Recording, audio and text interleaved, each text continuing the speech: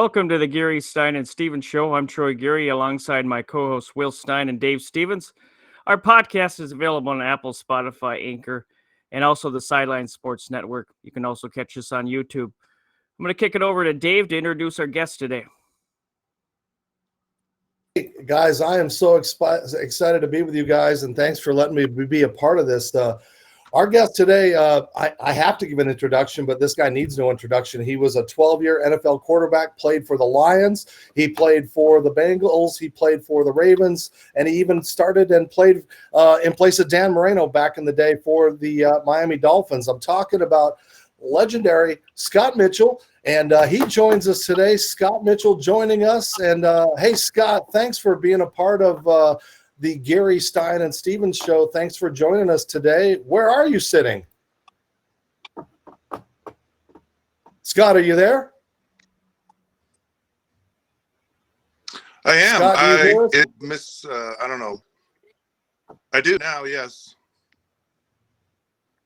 Okay, go ahead. I just gave you a wonderful introduction about your career and everything. So tell us what you're doing these days and where have you been since football?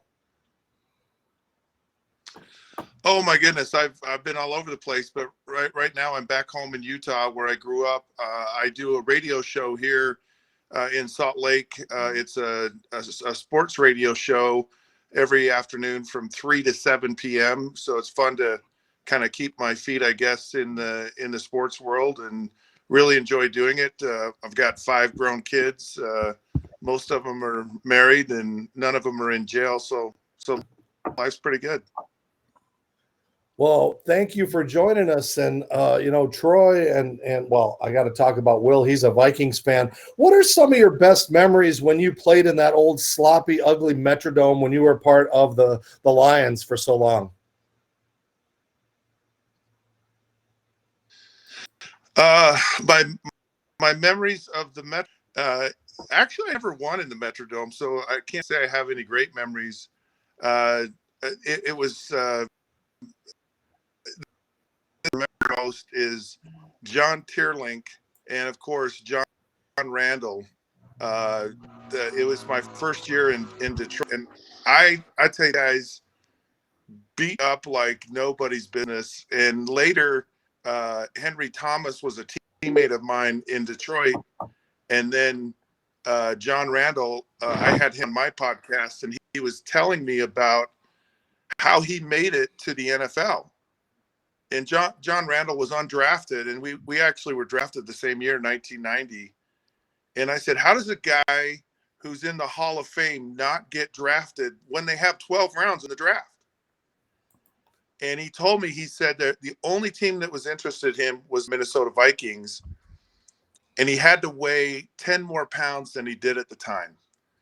And he went to Minnesota to weigh in, and he knew he wasn't at the weight they wanted. So he went to a hardware store. He bought one of those big giant chains with a lock. He wrapped it around his waist and tucked it in his sweats, and he weighed exactly 10 pounds, the 10 pounds he needed. And I said, so you mean to tell me that your Hall of Fame career started because you wrapped a chain around your waist? There's a funny story, but I always remember Jandal because he never stopped talking and knew every detail about your life. And he would sit there when you were in the huddle, and he's like, where's Springville, Utah? I've never heard of that. And he says, how's your mom do? And he said all these crazy things. And he was such an amazing player, but he talked so much that it actually was funny, and it kind of relaxed you in some ways. It was intended to be this psychological thing, and for me, it never actually worked that way. Well, I know Troy wanted to get in and talk. You were talking a little bit about weight, and I know Troy wants to hit you up about some amazing parts of your life. Yeah, well, let's talk about that. You were on The Biggest Loser. How did that process start for you, and what was the experience like, and did that help you, decide to write the book? Well, it was a massive accident. It wasn't something I certainly wanted to do. And, you don't want to go out publicly and show people the warts of your life or the struggles that you have, and it's a hard thing to actually come to terms with. I really initially did not want to do it. I turned it down, but I ultimately just said, I need to do this. I want to do this. And the biggest loser on the surface is it's just a reality TV show. Someone wins a prize at the end, and so all you do is you're trying to compete to lose the most weight. But for me, it became very personal. My dad died from diabetes and complications from diabetes and from just being overweight, and so it was it was not too long after he died. I had some amazing experiences on the show, as really incredible experience, just about a willingness to be vulnerable. And I think if we're gonna improve in our lives, if we're gonna go anywhere, there has to be this willingness to submit to a process and be vulnerable. And I don't know any more of a way to do that than to go in front of millions of people on a television camera in just a pair of shorts and show everyone your fat body. That was extremely humbling, and yet it was a very cathartic experience for me. In the just that willingness to submit to that was kind of the key and the way out. When you play in the NFL, like you never show weakness. You're just like, nothing's wrong. You're never hurt. You're never injured. And I grew up in that culture where you were always okay. And you couldn't have any problems, any issues, any challenges. And it's certainly different, I think, today. But so it was hard for me to get past that. I'm a tough guy. I'm okay. Everything is fine. And it was kind of a beautiful thing to find and discover in my life. And it's been wonderful to kind of move forward from that.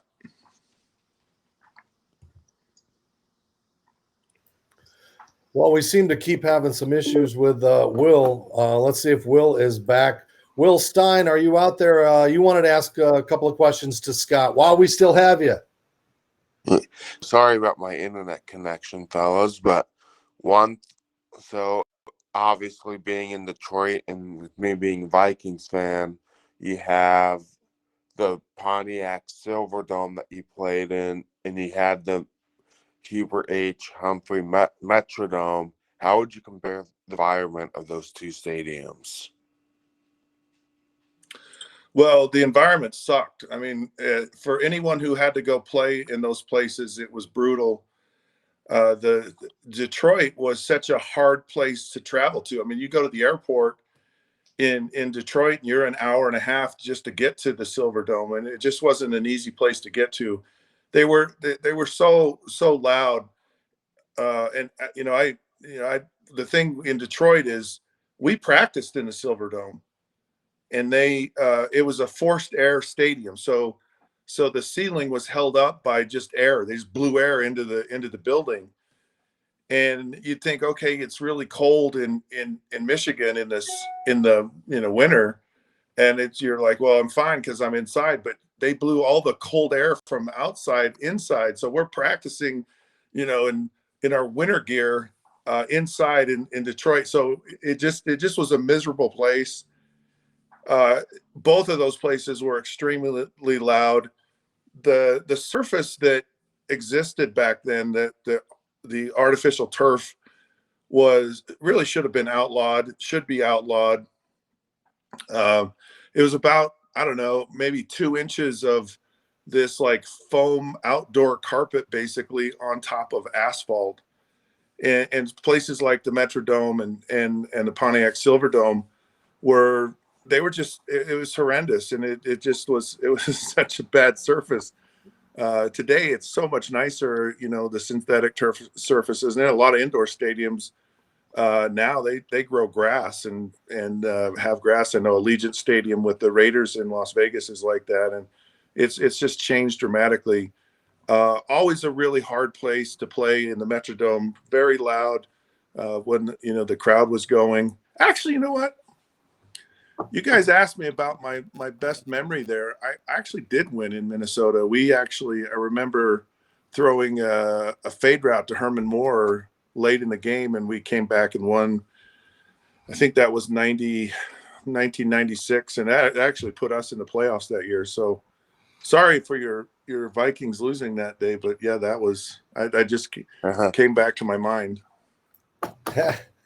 That's funny.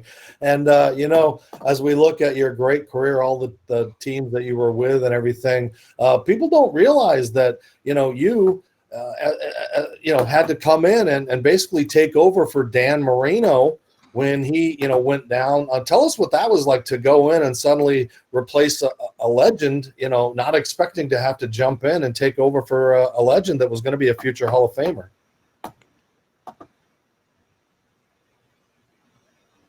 Did we lose Scott for a second there? Have we got Scott? Is Scott hearing us? Do I have you? Troy, do you have us? All right, we'll just tap dance for a second here as we lost Scott. And I was just going to tease him a little bit too, and hopefully he jumps back on for a second. As again, we get the kinks out, but there we go. Scott is back with us. And Scott, I don't know if you heard the question, but I was wondering, as a rookie, you had to jump in and replace Dan Marino. If you could kind of take us through what that was like, replacing a future Hall of Famer. So Dan Marino was a rock star. When I got to Miami, I was drafted. I can remember to this day the moment I saw Marino for the first time, and I was starstruck. I was a fanboy. I mean, this was Dan Marino. I mean, and he was just the coolest guy in the world. He was such an iconic figure. And every day, so I played for the Dolphins for 4 years. I was drafted there in 1990. Every day, I sat in meetings between Don Shula and Dan Marino, and it was the coolest experience of my life. Just how amazing these two individuals were, legendary Hall of Fame types of people. And here I was, this kid from Springville, Utah, sitting in the midst of all of this, and it was just quite an experience, and all of the things I learned. And I never played. I mean, Dan always played. I think at the time he had, I don't know, 119 starts, without missing a game. And my first 3 in the NFL, I very rarely played. We were actually in Cleveland the first game I played, and I'd been in the hospital the night before the game. I got really sick on the airplane going to Cleveland, and they said, "There's no way in the world you'll play in the game." And our athletic trainer said, "Well, it doesn't matter because he doesn't play anyway." So they put me in a hotel room by myself. I had this highly contagious form of pink eye, I guess, is what they told me. And I'm laying there, I'm puking my guts out, and all night long I don't sleep. I go to our pregame meal in the morning, and the doctor says, "How do you feel?" And I go, "Well, I could play in an emergency if I had to, but I have no energy." So he told me, "Go on the field, dress, don't warm up, and just stay away from everyone." Well, a quarter and a half into the game, Dan Marino drops back, blows out his Achilles, and Shula turns to me and goes, "Mitchell, you're in." And this is really the first time I've ever played in an NFL game. We're in the old Cleveland Municipal Stadium. I haven't warmed up. I didn't throw a single pass. I didn't sweat. I didn't sweat a drop. I didn't stretch a muscle, nothing. And I have to go into an NFL game. And not only go in the game, we're on the 8-yard line going in to score. It's third down and 5 from the 8-yard line. They call a pass play. I throw it to Irving Fryer. He slips and falls down. And Najee Mustafa intercepts my first pass and returns it for a touchdown. And I'm just mortified. I'm like, I can't believe, I threw an interception for a touchdown on my first pass. So the next, so we get the ball right back because they just scored, and my next pass is actually intercepted, but the guy's out of bounds, and so we run the clock out, go into halftime, and Coach Shula is like, "Hey, everything's going to be fine. We're going to win this game." And I looked around the locker room, and everyone's like, "No, it's not going to be fine. This guy's not Dan Marino, and he's never played, and he was sick, and he's throwing interceptions." So he came out after halftime, and I just knew I needed to say something to my teammates. So in the huddle, because we got the ball first possession, and I just looked at everyone and I just said, "Don't worry about me. Just do your job, and we're going to be just fine." So in the second half, I threw for 250 yards. I had 3 more touchdowns to our team. So I had 4 touchdowns on the day. And I was named AFC Offensive Player of the Week in the first game I played in the NFL. Wow. And what was so strange to me was how easy it was. I had a moment in that game, and it was like one of the top 5 moments of my entire life. And what happened is I was walking out of the huddle, and I just been on fire, right? I mean, I was just playing so good, and I looked over, and I was facing the Cleveland Browns defense, and I looked at Clay Matthews, who played 23 years in the NFL. And he was a great player, and I remember looking at him going, "I own Clay Matthews today." And it was in that moment that I knew that I belonged in the NFL, and I knew that this dream that I'd had my whole entire life had become a reality. And it was just the coolest moment to know that you're playing with and you're one of the best players in the entire world. Amazing moment in my life. Well, it really was. And I know you've played all over the world, and I don't want to monopolize, but I do have to make a comment when we talked about that turf that you guys played on at the in the old Pontiac Silverdome. Augsburg University, where I played college football in Minnesota, bought that crappy old turf, and they put it on our field at just right next to the Metrodome, and we had to play on your crappy. I still have scars in my elbows and everything like that. So I'd like to not thank you for that turf, but I know Will and Troy have a couple more questions before we delve in deep, and I just want to let people know too. Thanks again for joining us, and I want people to know about your book. I mean, you have this amazing book called Alive Again. You can get it on Amazon.com or other things. I know you're a motivational speaker, and it just kind of shows the results that you did to make those changes in your life. And, how has that book helped you kind of reflect? And was it like therapy for you?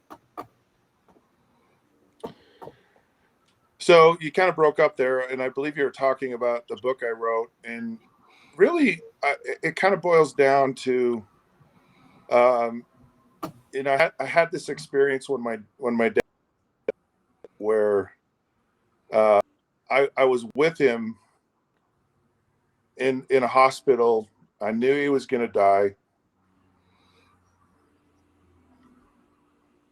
Now, like it was speechless. I was like, I had to say goodbye to my dad, and it was.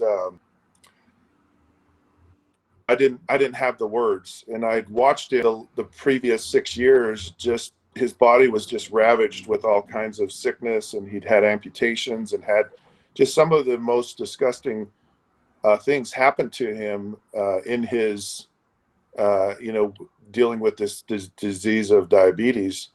And I just didn't have words, and I just couldn't say goodbye and didn't know what to say. And they closed the door to the.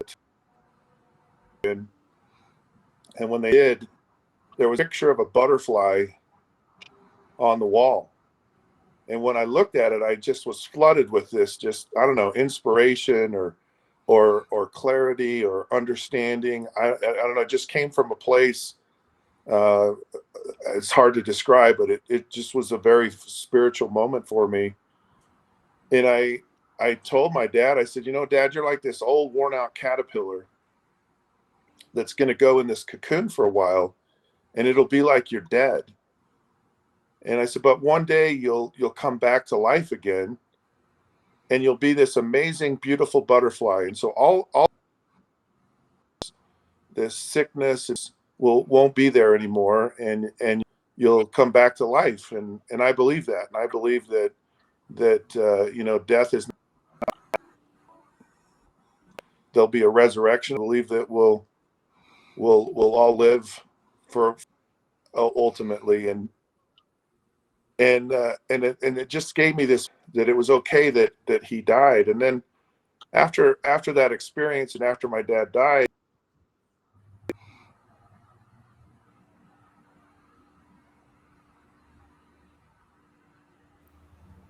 Oh, that's the rigors of live TV, of having those times that they pop up.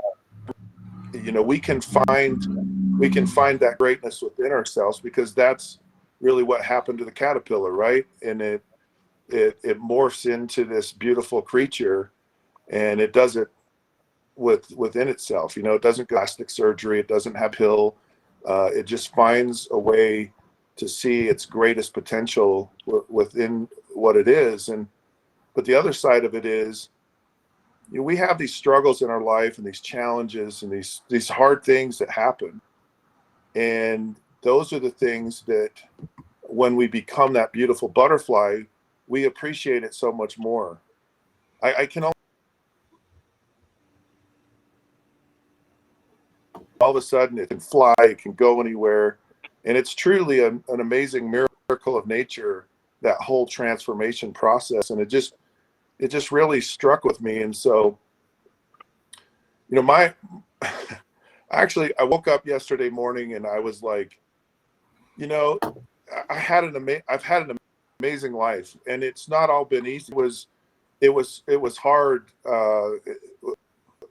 I felt that my NFL career could have been more, and it's hard to see the success. Some of the other players I played with in the NFL, that won Super Bowls and Hall of Fame and all that, and they were contemporaries of mine. And a lot, in a lot of ways, I felt like my career was a disappointment, and it could have been and should have been a whole lot more. And as I look back, I'm just grateful. I'm grateful for the challenges that I had and I've had in my life, whatever they've been. They truly have been the greatest blessings I've had. The hard things, the embarrassing things, the difficult things, quite frankly, have just been such an amazing blessing to me, because they've given me a perspective, understanding I don't think I would have gained any other way in my life. And it's taken a long time to get to that point. When you're a professional athlete and it all ends, it is so hard to make that adjustment, and to move on, and to accept whatever happened. And I think every athlete who, regardless of the level of success they have or the duration of their career, it's just hard to walk away from that and never have that anymore.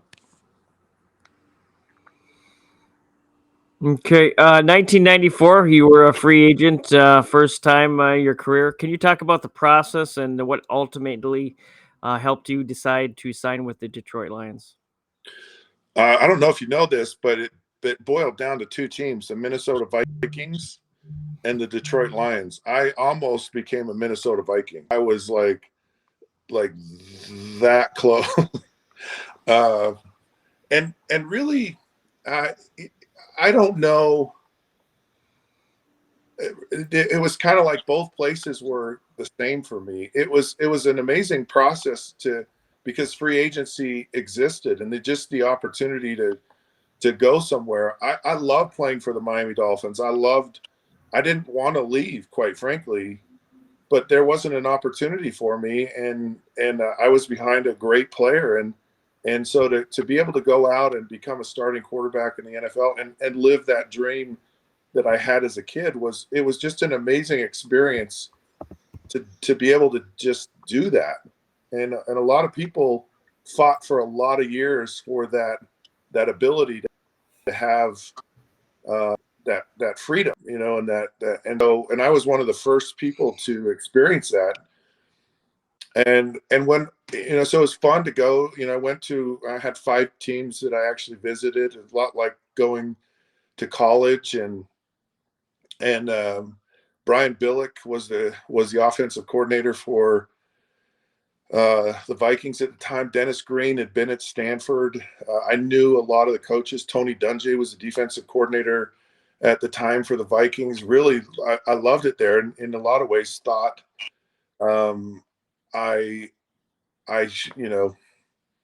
it could have been a good fit for me.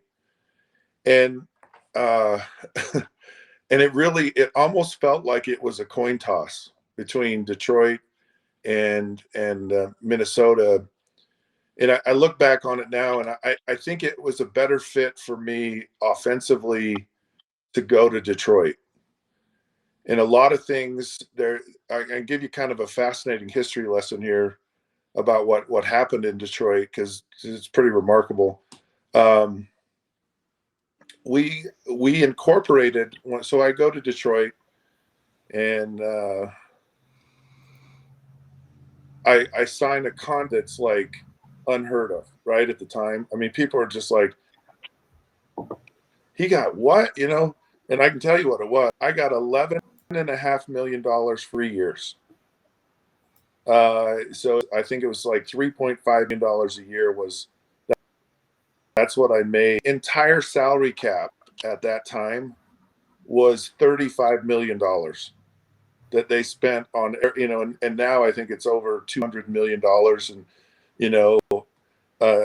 an average quarterback in the NFL makes $33 million a year, as much as the whole salary cap was. So, but at the time it was just unheard of, the money. And so I go to Detroit, and our offensive coordinator is a guy, Tom Moore. And I go to Detroit, and we have Barry Sanders, who was just amazing. But Barry Sanders was not really a quarterback's friend, because Barry Sanders would run, and a lot of times he would run out of bounds after running 40 yards back and forth for a 2-yard loss. I mean, he just wasn't a Robert Smith kind of running back. Robert Smith was a more efficient, you're going to get 4 or 5 yards. You might get but and Barry Sanders was a small guy, and he wasn't going to block. He was a guy that was like, because he wasn't big enough. He was just kind of a littler guy. And they kind of got to a point. They said, you really need to make a choice. You brought this guy here. You got to let him throw the ball. And so I sat down with Tom Moore, and we kind of invented or streamlined our offense. And a lot of it was what I had done with the Miami Dolphins, a lot of the concepts. And so in 1995, we have this amazing year where I throw for 4,400 yards and 33 touchdowns, have 2 wide receivers that have over 1,000 yards in receiving. Both of them catch over 100 passes. Barry Sanders rushes for 1,500 yards. And we had this explosive offense. And what was sad about it is a year later, they fire Wayne Fontes, and off goes Tom Moore. And Tom Moore ends up in Indianapolis and basically runs the same offense we're running in Detroit with a guy named Peyton Manning. And Peyton Manning has this Hall of Fame career with the offense that we predominantly ran in Detroit. And then, in fact, about 6 months ago, Tom Moore is still in the NFL, and he's with the Tampa Bay Buccaneers and Bruce Arians and Tom Brady, and they're still running those same concepts, and go all the way back to Johnny Unitas. So the offense that we ran in Miami started with Shula when he was with the head coach with the Baltimore Ravens. So you've got an offense that started with Johnny Unitas, Hall of Fame quarterback, goes through Bob Greasy, Hall of Fame quarterback, Dan Marino, Hall of Fame quarterback, and then it skips a generation, and then it goes to Peyton Manning, Hall of Fame quarterback, and Tom Brady, Hall of Fame quarterback. So what the heck's wrong with me, right? and really, had Tom Moore stayed in Detroit and we'd run that offense, who knows what would have happened. And that's one of those hard things, you kind of wish was a little different in your career. But my whole entire career in the NFL was an amazing experience, and it would have been amazing if I'd have gone to Minnesota, and I'm really grateful for my whole time. Really, I played with and against some of the greatest players of all time, had an amazing experience, lived a childhood dream, and did it, for 12 years, and it was pretty special.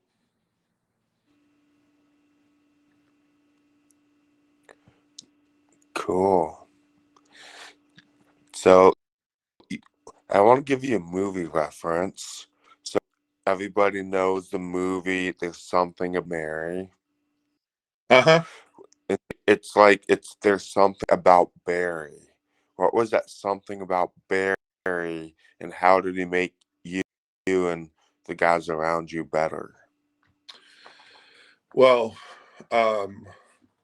as a running back and as a talent, I don't know that there's ever really been anyone like Barry Sanders. Just the way he was physically built. He was this low to the ground, a very powerful, runner. And the best way to describe Barry is, I watched some of the best players to ever play football, Hall of Fame guys, and I watched Barry Sanders make those guys look silly.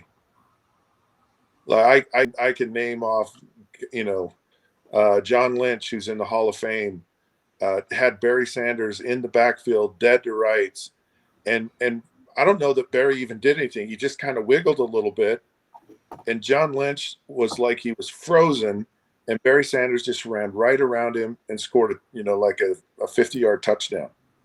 I saw Barry do it. Same thing to Cornelius Bennett. I saw him do it to Rod Woodson. And they had him dead to rights. I mean, they had him in the backfield. There's no way out, and Barry Sanders just left them frozen. And he would make cuts, and he would be going full speed. And when he would cut, a lot of times people have to kind of gather themselves a little bit. They slow down and then they speed back up. But he would cut one direction and he'd be going the other direction.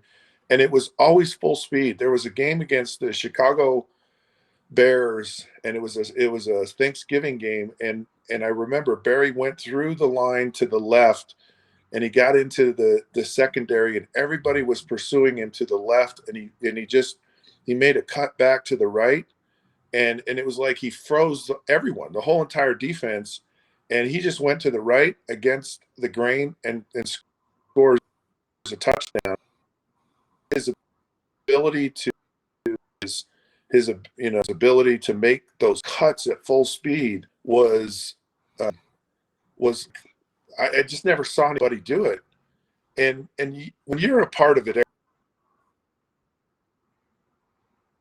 every day, it becomes normal. Well, that's just everyone is, and that's part of when you realize how special he was.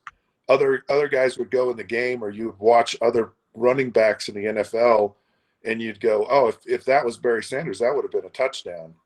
And he just had a special ability that no one possessed. And part of it, Barry's not a tall guy, so running scrimmage, he's hard to see it to, and then he's on you and he's by you and he's on, and it just made it really, really hard. So in some ways, his height, you may argue, was a deterrent, but it part of what helped him great. He was an amazing team. Just everyone thought he was really quiet, and he actually wasn't. We went to an event. Oh, we were driving in a car, and I'm like, and I was like, man, I'm going to be stuck in a car with Barry Sanders, who doesn't say anything, for like 3 hours, because that was kind of the perception I think people had of him. And after the 3 hours, I was like, man, I got to get out of this car. This guy hasn't shut up for like this whole time. And he was just he was actually a very, very engaging guy, very well, he's a thinker, but he was an amazing teammate. And that was, quite frankly, my whole career. Marino was just so special. I mean, every day at practice, watching him throw passes just in practice was like watching an artist at work. I mean, Brett Favre, speaking of something about Mary, Brett Favre was like, look, you can all say what you want. The guy who throws the ball the best in the NFL is Dan Marino, hands down, no question asked. He's the purest passer there is in the game. And if you want to argue with me, I'm going to tell you you're crazy. There's no one like Dan Marino. And it was true. He was so special. And so playing with him, playing with Barry, I played with Ray Lewis and Rod Woodson in Baltimore, just some really, really special players. Jonathan Ogden, I mean, Jonathan Ogden, arguably be greatest tackle in professional football history. I mean, he was an amazing individual, a great player. Okay, I have a question about you went to the University of Utah. For those that don't know, what do you think about this Pac-12 realignment stuff going on right now? Like I said, USC and UCLA leaving to the Big Ten. It's rumored University of Utah might join the Big 12. What are your thoughts on these super conferences?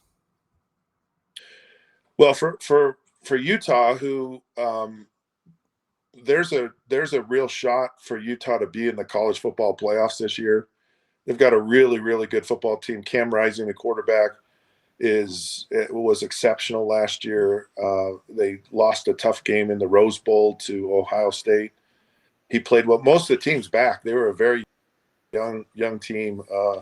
They Florida the first game of the year in Gainesville, and that'll be a big game. But Utah's the best team in the Pac-12, and that's what's hard is here's a team that was kind of a G5 type of team, and they go undefeated.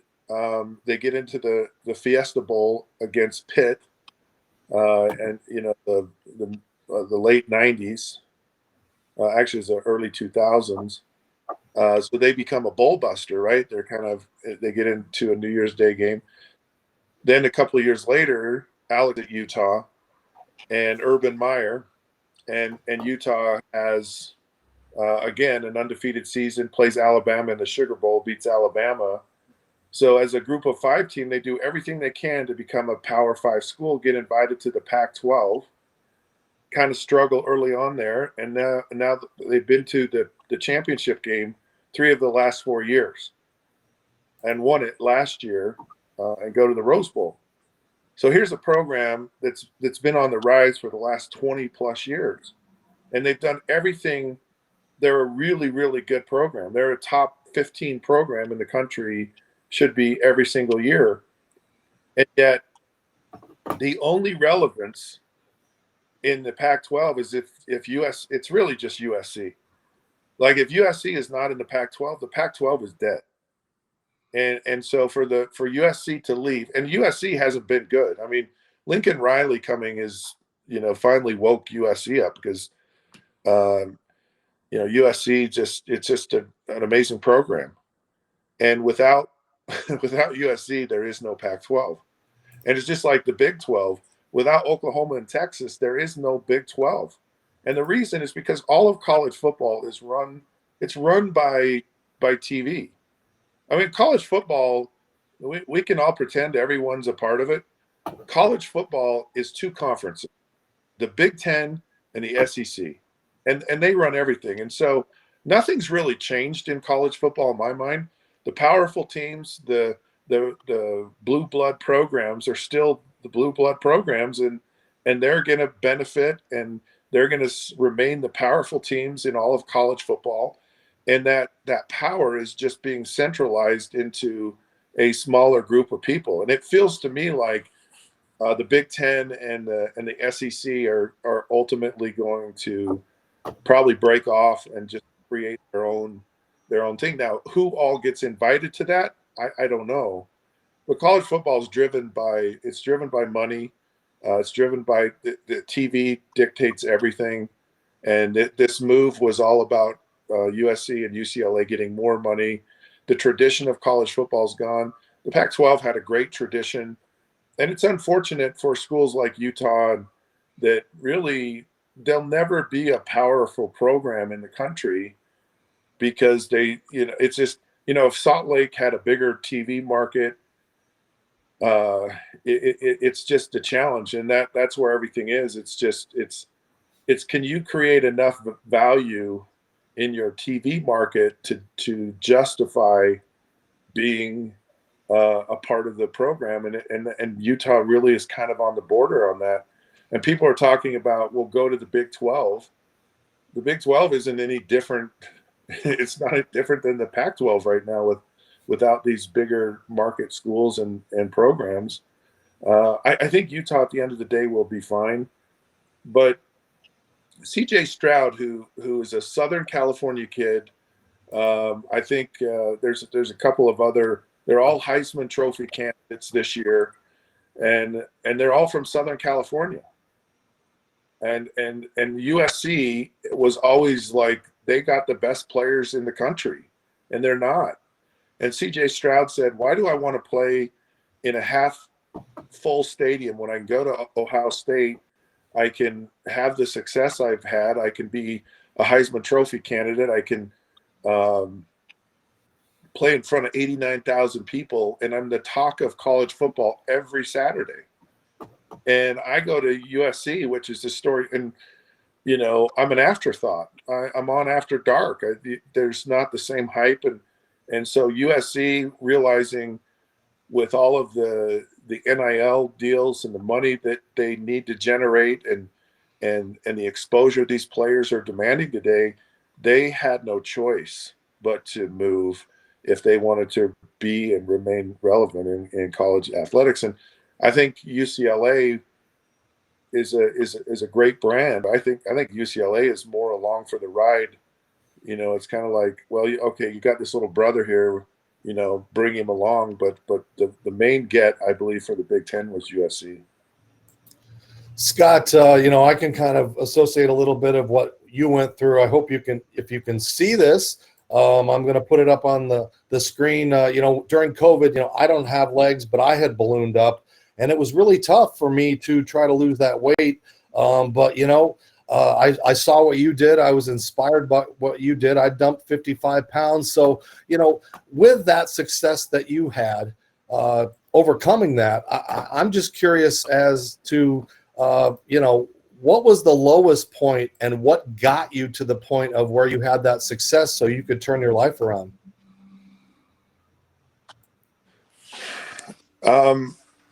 Sorry here. So for me,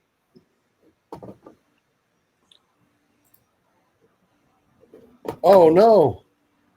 Well, he should jump back in, but this has just been an amazing, just some insight. And here he is back again. That's live TV. Okay, Scott, you started to say for me, so I'll let you continue. Yeah, you broke up. I didn't hear what you said. Okay, just real quick, the question was, I lost weight. It was tough for me, but I'm wondering what your lowest point was for you and how you overcame that to have those successes. A lot of it was, well, there was a moment for me, and I was on The Biggest Loser, and I'd been on the show for about a month, and I would hike every morning in the Santa Monica Mountains. In fact, it was right by where they filmed the TV show MASH, and I would hike in those mountains all the time, and so I had nothing to do. I mean, I was isolated from the world. I was away from my family. And so every morning I'd get up and I'd hike and I'd think about my life and, try to figure out, okay, well, why'd you gain all this weight? And in about a month being in it, I just stopped one day in the middle of the trail. I sat down on this dusty, dirty trail and I just said, I'm going to quit. I don't want to go through this anymore. I don't want to be in this public forum. I don't want to examine my life. It's too painful. It's not fun. And I'm quit. I'm going to go back to my room. I'm going to pack my bags. I'm going to walk out of here. And as I was sitting there on the ground, and I couldn't, for whatever reason, I just started to cry, and I couldn't stop crying. I was just sobbing, and I couldn't even control it. It just came out of me. And I was just like, I am just out of here. And this voice just came into my head, and I don't know where it came from or what it was, but it was just like, just don't quit right now. Just find a way to get up, because if you quit, you will live with this, and you'll regret this for the rest of your life. And so I'm talking to myself and this voice, wherever it came from, because it just came into my head. I said, you know what? I've done this my whole life. I've gotten up, and I've never quit, and I've just, I've fought through things. I'm done. I don't want to do this anymore. I am done. And the voice came back again and said, just find a way to get up one more time. And so I did. And I didn't really want to. And the next morning I was laying in my bed. I woke up, and I was just kind of, somewhat depressed and just not happy to be there. And this just thought came into my mind, where all of the things that you've been through are where you find joy. And it just kind of sunk in for a minute, and I was like, so my success in life has been built on a mountain of sorrow. And it was like, well, how could that be? And what happened to me was, I realized that to really understand what joy was and what happiness, I needed to experience the opposite. And all of the things, that the challenges I've had, the disappointments, the struggles I've had in my life, what I realized in that moment was, they'd given me and brought out in me characteristics and traits that I didn't realize I had. So I had the ability to be patient. I had the ability to persevere. I had the ability to be forgiving. And I had a greater ability to have compassion. And I realized I'd learned all of these amazing things and developed all of these traits I didn't even realize I had. And they all came out of this struggle. And so in that moment, I just realized what really how much joy there was in my life, because to that point, I didn't really feel a lot of joy. I mean, I had a former teammate, a guy that I invited into my home when I played for the Detroit Lions. I had a guy that I had bought gifts for, really nice gifts. He was an offensive lineman, and he in public said that he tried to get me hurt in a game. It was Lomas Brown. And when he said this publicly on ESPN, and it was so devastating to me, and it was very hurtful. When I got introduced in Detroit for 5 years, every time I was introduced before a game, I was booed. And I wasn't.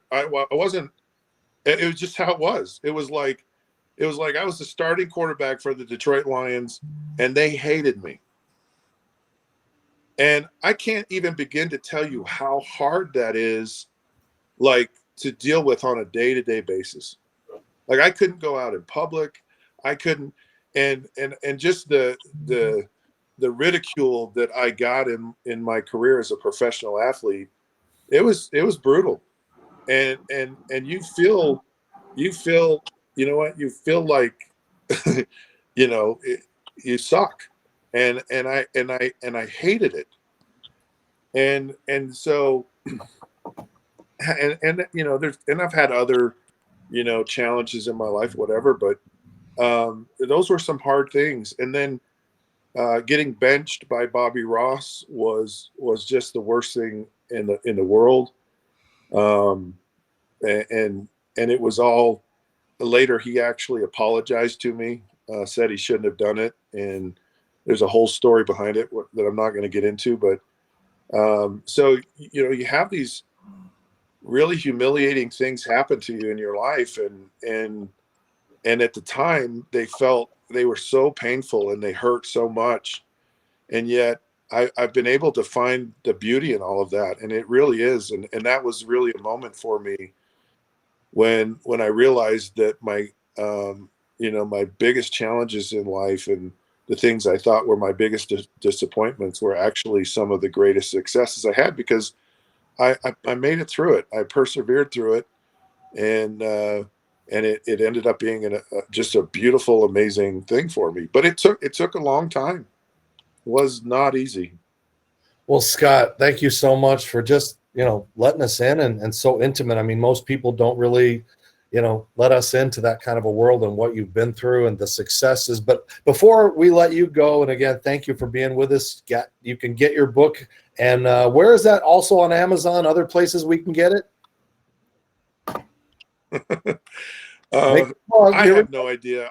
I really, the book is something that I wrote, and I haven't really promoted it. And I just wrote it because I wanted to. You can find it on, I believe, Amazon. I seriously don't know. And I wrote it so long, but thank you for pushing it. But it's not something that I'm. If we sell one copy, it is available, used in hardback and all those good things. But before we leave, I want to get back on a fun note. You had an opportunity to play in the World Football League back in the day, when the league was trying to create almost a minor league or a feeding system. So it's not glamorous like it is now when they go to London and all those places. I'm just wondering, what was that season like for your Orlando and you being in places that aren't meant for football, locker rooms? Like, do you have some really weird, bad memories from that experience? So you kind of broke up a little bit. Were you talking about the World League?